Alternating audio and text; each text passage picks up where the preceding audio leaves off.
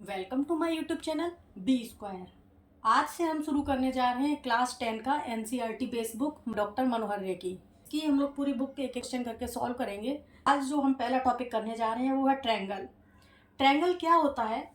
Class 10th में त्रिभुजों की समरूपता दिया गया है। त्रिभुजों की समरूपता जानने से पहले हम लोग जान लेते हैं त्रिभुज और त्रिभुज के प्रकार। तो त्रिभुज होता क्या है? ट्रायंगल यानी कि त्रिभुज। त्रिभुज एक ऐसी आकृति होती है जो तीन भुजाओं से घिरी होती है। ये भुजा माना हमने ए बी है और ये भुजा बी सी है और ये भुजा सी है। तो तीन भुजाओं से घिरी हुई आकृति को हम लोग त्रिभुज बोलते हैं। तो त्रिभुज में तीन कोण भी होते हैं, ए बी और सी। इस कोण को हम क्या लिखेंगे? कोण सी ए बी और कोण ए बी सी। जिस कोण को लेंगे उसे हम बीच में लिखेंगे, कोण ए बी सी। और तीसरा हमारा कौन सा हुआ? कोण बी सी ए। कोण बी सी और ए। तो ये हो गई हमारी तीन भुजाएं। कौन कौन सी हो गई हमारी? ए बी सी और तीसरी हो गई हमारी सी ए। तो तीन भुजाओं से और तीन भुजाओं से घिरी हुई आकृति को त्रिभुज कहते हैं। त्रिभुज में तीन कोण होते हैं। तो अब हम त्रिभुजों के प्रकार देखेंगे। त्रिभुज के प्रकार एक हम देखेंगे भुजाओं के आधार पर, दूसरा देखेंगे कोण के आधार पर। पहले भुजाओं के आधार पर उसके प्रकार। तो इसमें पॉसिबिलिटीज देखिए जरा क्या क्या बन सकती है भुजाओं के आधार पर।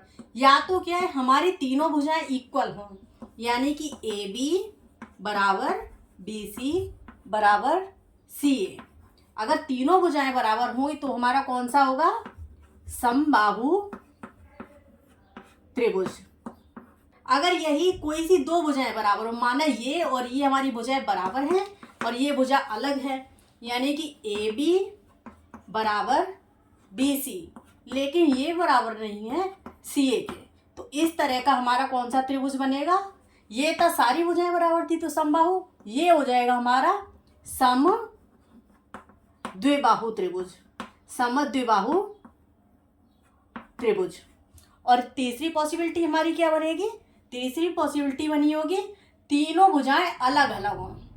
ये एक, ये दो और ये माना तीन। ये तीनों भुजाएं हमारी अलग अलग हों, यानी कि ए बी बी सी के बराबर नहीं है और ना ही सी ए के बराबर है।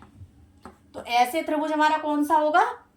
ऐसा त्रिभुज हमारा बन जाएगा विषमबाहु त्रिभुज। ऐसा त्रिभुज बनेगा विषमबाहु त्रिभुज। तो ये हो गए हमारे भुजाओं के आधार पर प्रकार। अब हम देखते हैं कोणों के आधार पर प्रकार कौन से होते हैं। कोणों के आधार पर हमारे त्रिभुज कौन से होते हैं? एक होता है न्यून कोण त्रिभुज, जिसका कोण हमारा न्यून कोण हो। न्यून कोण मतलब 90 अंश से कम का हो, ये हो जाएगा हमारा न्यून कोण त्रिभुज।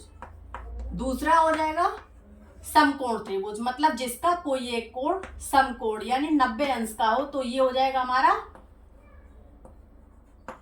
समकोण त्रिभुज।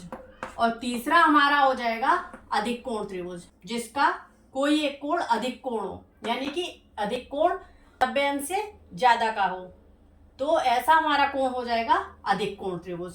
तो ये तीन टाइप थे हमारे भुजाओं के आधार पर और तीन प्रकार थे कोणों के आधार पर। अब हम आगे देखते हैं जो हमारी 10th की बुक में है, त्रिभुजों की समरूपता और सर्वांग समता हम लोग आगे देखने जा रहे हैं। तो सबसे पहले हमने कोई त्रिभुज बना दिया,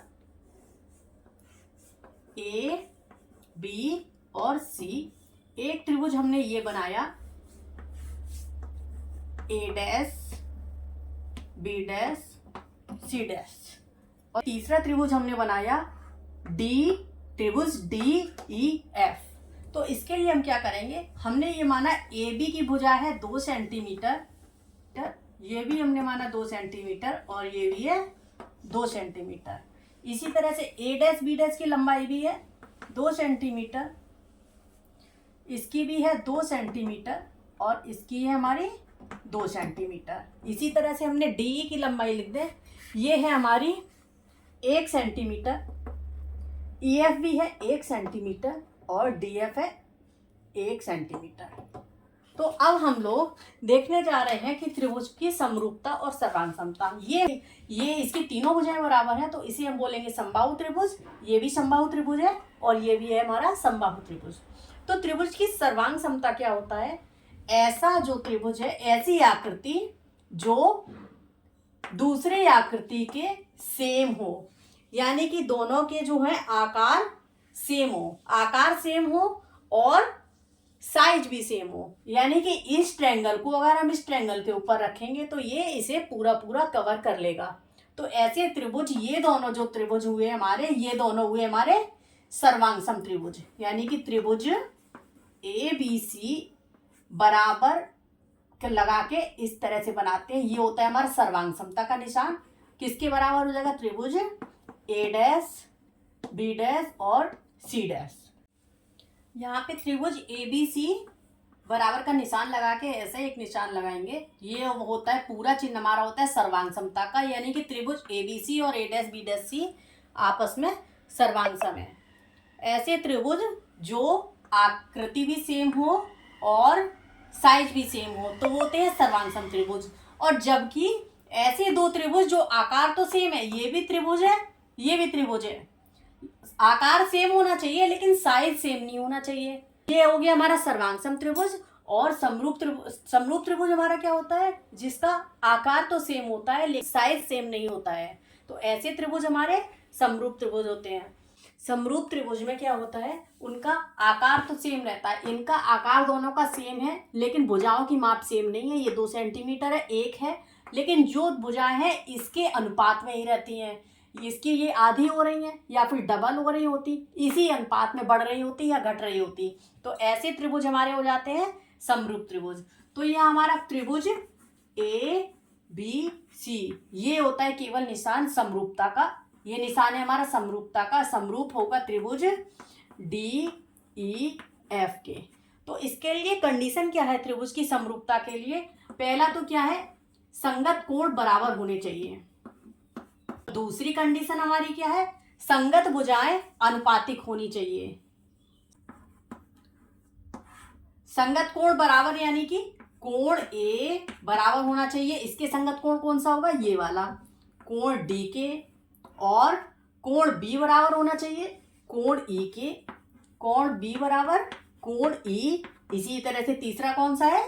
कोण जो C है हमारा वो किसके बराबर होना चाहिए? कोण F के। किसके बराबर होना चाहिए? कोण F के। और क्या है? दूसरा क्या है? संगत भुजाएं अनुपातिक हो। संगत भुजाएं AB के संगत भुजा कौन सी है? DE। यानी कि AB बटे DE बराबर होनी चाहिए BC की संगत भुजा EF।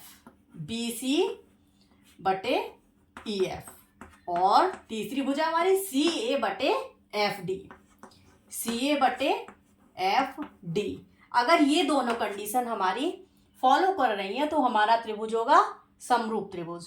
तो अंतर समझ आया समरूपता और सर्वांग समता में? अगर आकृति और साइज दोनों सेम हो तो हमारा होगा सर्वांगसम त्रिभुज। और आकृति या आकार तो सेम है लेकिन साइज हमारा हो गया त्रिभुज। त्रिभुज के प्रकार, समरूपता और सर्वांग समता में डिफरेंस। नेक्स्ट वीडियो में हम लोग NCERT की डॉक्टर मनोहर रे बुक की एक्सरसाइज 6A करेंगे। तो एक्सरसाइज देखने के लिए चैनल पर बने रहिए। Thanks for watching my video.